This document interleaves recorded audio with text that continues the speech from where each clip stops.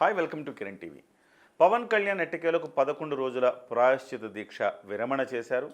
తిరుమల కొండ మీద ఆయన శ్రీవారిని దర్శించుకున్నారు. ఆ తర్వాత తన ఇద్దరు కూతుర్లతోటి చాలా చూడముచ్చటగా అక్కడ ఆయన దర్శన ఏర్పాట్లు తిరగడం అవన్నీ ఆ విజువల్స్ కూడా రాష్ట్రంలో ఒక రకంగా వైరల్ అయ్యాయని చెప్పాలి. అయితే మొత్తం వ్యవహారంలో పవన్ కళ్యాణ్ గారు ఒక అంశాన్ని అంటే పాదయాత్ర సమయంలో కూడా అంటే మెట్లెక్కుతున్నప్పుడు కూడా ఒక బ్యాగ్ని చాలా పరమ పవిత్రంగా ఆయన మోయడం మనం చూసాం. ఒక తెల్లటి బ్యాగ్.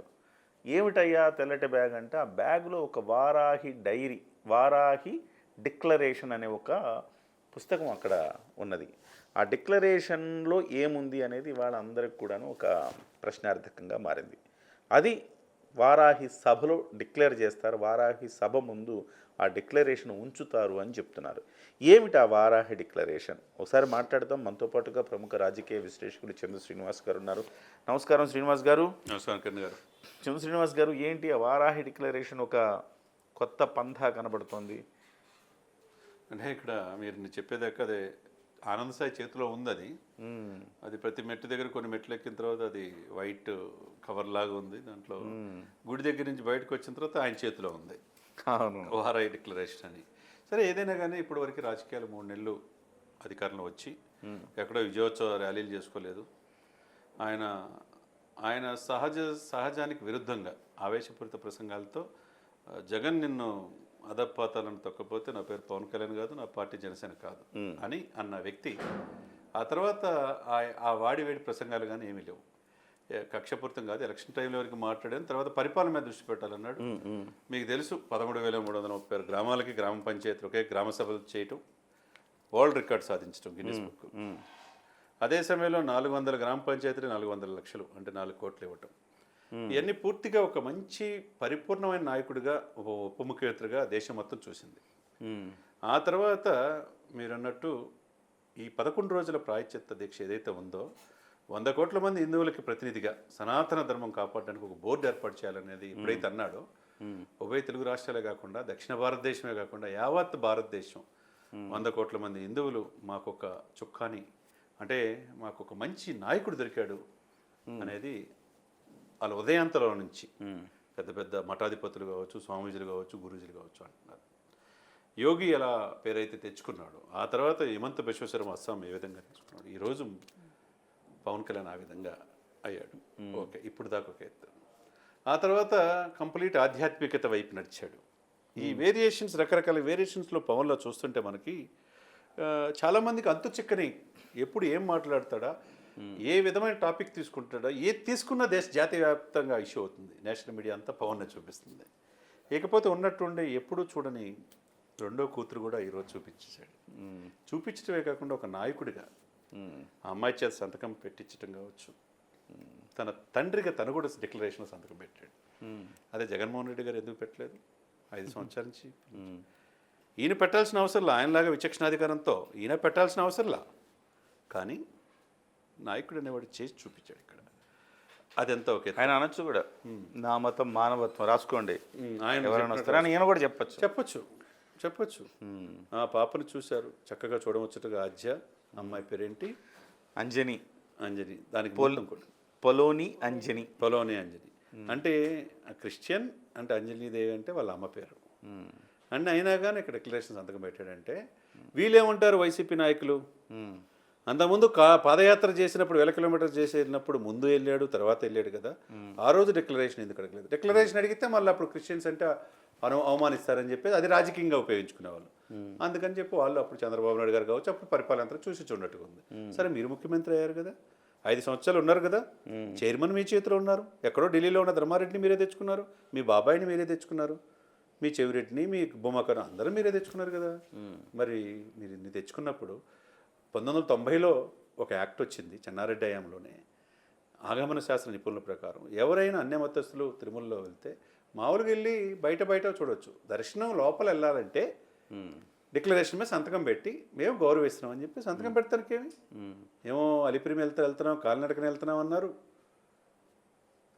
దర్శనం చేసుకుంటామన్నారు, డిక్లరేషన్ మీద సంతకం పెడతారని ఎదురు చూశారు. రా అని చెప్పేసి అందరూ ఆహ్వానించారు, ఎవరూ మిమ్మల్ని ఆపలేదే. మరి ఎందుకు ఆగిపోయారు? మీ తర్వాత సుప్రీంకోర్టు ప్రధాన న్యాయమూర్తి కూడా వెళ్ళాడుగా. ఆ ట్రూపులో ఒకళ్ళిద్దరు అన్యమతస్తులు ఉంటే వాళ్ళు కూడా డిక్లరేషన్ పెట్టి వెళ్ళారుగా. సుప్రీంకోర్టు ప్రధాన న్యాయమూర్తి కంటే మీరు గొప్ప వాళ్ళ? లేకపోతే ఆనాడు సోనియా గాంధీ డిక్లరేషన్ మీద సంతకం పెట్టిన సోనియా గాంధీ గారి కంటే మీరు గొప్ప వాళ్ళ? లేకపోతే అబ్దుల్ కలాం గారు ఈ దేశాన్ని రాష్ట్రపతి పరిపాలించిన ఆయన డిక్లరేషన్ సంతకం పెట్టాడు కదా. ఫరూక్ అబ్దుల్లా జమ్మూ కాశ్మీర్ ముఖ్యమంత్రి పెట్టాడు కదా అప్పుడు. మరి వాళ్ళంతా పెట్టినప్పుడు మీరు ఎందుకు పెట్టలా? అంటే పెట్టాల్సి వస్తుంది ఉద్దేశంతో రాలేదే. ఓకే, ఏదేమైనా ఇవన్నీ ఒక ఎత్తు అయితే, రేపు సాయంత్రం జరగబోయే అది ఈ రోజంతా తిరుమలలో ఆయన పరిశీలించి భక్తులకి మెరుగైన సదుపాయాల కోసం సూచనలు ఇచ్చి ఈ నైట్ అక్కడే స్టే చేసి రేపు సాయంత్రం బాలాజీ నగర్లో ఆయన వారాహి సభ ఏంటా అని ఎదురు చూడబోతున్నారు. అంటే 3 నెలల ఏముంది అసలు వారాహి సభ మీద నుంచి వారాహి డిక్లరేషన్ అంతా మొత్తం డిక్లరేషన్ అంశం చుట్టూ తిరుగుతూ ఉంది ఇప్పుడు. అదే ఇప్పుడు ఈ డిక్లరేషన్లో ఏముంటుంది? మీకు ఇంకొక విషయం కూడా నేను ఈ సందర్భంగా గుర్తు చేయాలి. ఈ డిక్లరేషన్లో ఏముంటుందని మీరు నేను లేకపోతే తెలుగు ప్రజలు కాదు, దేశం మొత్తం చూస్తూ ఉంది. ఈ డిక్లరేషన్లో ఏముండబోతుంది? ఎందుకంటే దేశం మొత్తాన్ని ఆకర్షించాడు ఆయన. సనాతన ధర్మ పరిరక్షణ బోర్డు కావాలని చెప్పిన అంశాన్ని జాతీయ స్థాయిలో మీడియా విపరీతంగా ఫోకస్ చేసింది. ఇవాళ పవన్ నహి ఆంధీ అంటే ఏంటో ఇవాళ జాతీయ మీడియా మొత్తం చూయించింది. ఆనాడు మోదీయే గుర్తించాడు. అయితే ఇప్పుడు ఈ డిక్లరేషన్లో ఏం చెప్పబోతాడు? ఇది సీక్రెట్గా ఉంది. దేవుడు పాదాల చెంత పెట్టాడట, పాదాల చెంత పెట్టి భగవంతుడి దగ్గర నుంచి తెచ్చాడట. అది రేపు రివీల్ చేస్తాడట. ఏమిటది? ఏమో మాకు కూడా ఏం తెలుసు సార్. కిరణ్ గారు మీకేమైనా తెలిస్తే చెప్పాలి. కానీ ఆయన ఇదివరకు లాగా రాజకీయ నాయకుడు కాదు. అతను స్థితప్రజ్ఞుడు. ఎప్పుడు ఏం చేయాలో చాలా స్ట్రాటజీగా తెలుసు. ఎక్కడ ఏ అంశం పట్టుకోవాలో, ఇది పెద్ద ఇష్యూ అయితే అది తెలుసు ఆయన. ఎక్కడ ఎవరిని భారత జాతి, భారత సంస్కృతి సంప్రదాయాల్ని తరతరాల నుంచి తక్కువగా చూసే ప్రకాష్ రాజు లాంటి వాళ్ళు కూడా వీళ్ళందరికీ కూడా ఒక చెంపపెట్టులాగా రేపు ఆ డిక్లరేషన్ ఉండబోతుంది అనేదే నేను ఆశిస్తున్నా. ఎందుకంటే కేంద్ర ప్రభుత్వం నాకు తెలిసిన సమాచారం ప్రకారం ఢిల్లీలో కూడా కేంద్ర హోంశాఖకి ఒక నివేదిక తయారు చేయమన్నట్టుగా తెలుస్తుంది. ఏది హిందూ సనాతన సంరక్షణ కోసం ఒక బోర్డు ఏర్పాటు చేసే దిశగా. దాంట్లో కూడా పవన్ కళ్యాణ్ గారు కీలక పాత్ర పోషించబోతున్నాడని కూడా తెలుస్తుంది మనకున్న సమాచారం. ఏదేమైనా కానీ సార్, రేపు సాయంత్రం ఆయన సభ ప్రజల కోసం మాట్లాడతాడా, జనసేన పార్టీ తరఫున మాట్లాడతాడా, దేశం కోసం మాట్లాడతాడా, లేకపోతే ఈ 3 నెలల అభివృద్ధి మీద మాట్లాడతాడా అనేది అనేక రకాలుగా మేధావులు, విఘ్నులు ఆలోచించే విధంగా ఎదురు చూస్తున్నట్టు. రేపు సాయంత్రం ఏం మాట్లాడుతుంది? ఎందుకంటే తిరుపతి ఎమ్మెల్యే కూడా జనసేన పార్టీ. నేను అనుకోవడం సార్, సనాతన ధర్మానికి సంబంధించి ఏదైనా పార్టీ తరపున డిక్లరేషన్ ఉంటుందా, లేకపోతే ప్రభుత్వం తరపున డిక్లరేషన్ ఉంటుందా అనేది ఒక చర్చగా ఉంది. ప్రభుత్వం తరపున డిక్లరేషన్ అంటే ముఖ్యమంత్రి పాల్గొంటాడు.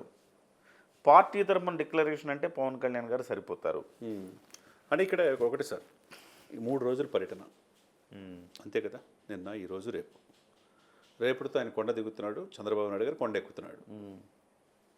ఏది దంపతులతో పట్టు వస్త్రాలు సమర్పించడానికి. గత 5 సంవత్సరాలు జగన్మోహన్ రెడ్డి గారు ఏ రోజు కూడా శ్రీమతి గారితో కలిపి, భారతిరెడ్డి గారితో కలిపి సమర్పించలేదు కదా. ఈయన చంద్రబాబు నాయుడు గారు సమర్పించబోతున్నాడు. అంటే బ్రహ్మోత్సవాలకు అంకురార్పణ ఈయన శ్రీకారం. పట్టు వస్త్రాలు చంద్రబాబు నాయుడు గారు వాళ్ళ శ్రీమతి గారు ఇద్దరు కూడా బ్రహ్మోత్సవాలకి పట్టు వస్త్రాలు భగవంతుడికి అది ఆనవాయితీ. అది ఆనవాయితీని పక్కన పెట్టేసి ఒక్క జగన్మోహన్ రెడ్డి గారు కూడా ఇచ్చేవాళ్ళు. చివరికి తన పెరటలో భగవంతుడిని సెట్టింగ్ ఏర్పాటు చేసుకొని వెంకటేశ్వర స్వామిని తన దగ్గర తెచ్చుకున్నట్టుగా కార్యక్రమం చేశారు. అది కూడా మీకు తెలియని అంశం కాదు, తెలుసు కదా.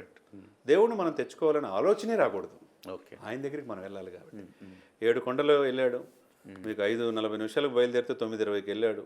మధ్యలో 2 నీ క్యాప్లు వేసుకొని పాప మోకాలు నొప్పులున్న మోకాల పర్వతకి ఆగి వెళ్ళి ఫిజియోథెరపీ చేయించుకుంటూ వెళ్ళాడు. మొక్కు తెచ్చుకున్నాడు. ఎవరి కోసం? ఆయన ఒక్కడికే కోసం కాదు, 100 కోట్ల మంది హిందువుల మనోభావాల కోసం ఆయన ఒక్కడే వెళ్ళాడు. మరి ఇంకెవరికి రాలేదు ఆలోచన? మీరన్నట్టు ఈ డిక్లరేషన్ కూటమి తరపున కాకపోయినా జనసేన పార్టీ తరపున ఆయన సలహా ఒకటే సార్, జనసేన తరపున ఉండొచ్చు, లేకపోతే హిందూ సమాజం తరపున ఉండొచ్చు. ఆయన ఒక సూచన చేయొచ్చు. హిందూ సమాజానికి ఒక సూచన చేసే అవకాశం కూడా డెఫినెట్గా ఉంటుంది. ఎందుకంటే ఒక విఘ్నుడు సార్, అతను చదువుకుంది ఇంటరే, కానీ సమాజాన్ని చదివాడండి. సమాజాన్ని చదివాడు సార్ అతనంత మెచ్యూర్డ్ లెవెల్. ఏఎన్ఐలో నేషనల్ మీడియాతో మాట్లాడుతుంటే ప్రతి పదంలో ఒక ఇది ఉంది, కసి ఉంది. 100 కోట్ల మంది రిప్రజెంటేటివ్గా మాట్లాడుతున్నారు. తమిళ channels, Hindi channels, English channels queue కడుతున్నాయి ఆయన ఇంటర్వ్యూల కోసం. అంతే కదా. ఇప్పుడు మీరు అదృష్టం ఏకంగా ఇప్పుడు డిజిటల్ మీడియాలో, సోషల్ మీడియాలో మీకు అదృష్టం వచ్చింది ఫస్ట్ మీకే కిరణ్ గారు. ఫస్ట్ ఆ ఇంటర్వ్యూ వ్యక్తి రాజకీయంగా ఇది కావాలి, ప్రజలకు కావాలి, ఈ ఎన్నికల్లో. సామాజిక న్యాయం కోసం కావాలి. మీరు నేను అనేక ఇంటర్వ్యూలు చేసాం. మీకే పవన్ కళ్యాణ్ గారిని ఇంటర్వ్యూ తీసుకునే అవకాశం వచ్చింది. అది మీరు కిరణ్ టీవీ అభినందించాల్సింది. ముందుగా మిమ్మల్ని కూడా అభినందించాలి. మరి ఇప్పుడు ఆయన ఇంటర్వ్యూ, నెక్స్ట్ ఇంటర్వ్యూ మీకు అవకాశం ఉంటుందో లేదో తెలియదు, కానీ ఇప్పుడు నేషనల్ మీడియా అంతా కూడా ఎదురు చూస్తుంది. ఇస్తారు. డెఫినెట్గా ఏదైనా కానీ ఆయన రేపు డిక్లరేషన్లో ఒక మంచిది, ఈ దేశానికి, ఈ సమాజానికి, ఈ 145 కోట్ల మందికి ఉపయోగపడే విధంగా ఉండాలని, ఆయన మనసులో నుంచి ఆ భగవంతుడే పలికించాలని మనం మనస్ఫూర్తిగా. Thank you sir, thank you.